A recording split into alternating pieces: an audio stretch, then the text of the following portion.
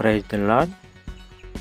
కీర్తన గ్రంథము 20 అధ్యాయము 1 నుండి 9 వచనములు.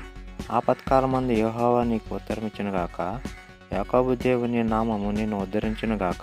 పరిశుద్ధ స్థలంలో నుండి ఆయన నీకు సహాయం చేయును గాక, సీయోనులో నుండి నిన్ను ఆదుకొను గాక.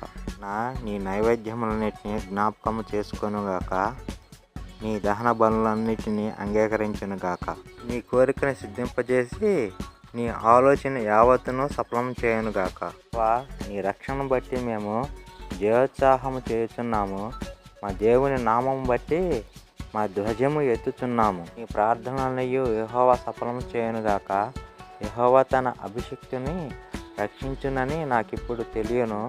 నీ ప్రార్థనలయు యెహోవా సఫలం చేయనుగాక. యెహోవా తన అభిషిక్తుని రక్షించునని నాకిప్పుడు తెలియను. రక్షణార్థమైన తన దక్షిణ హస్తము చూపును.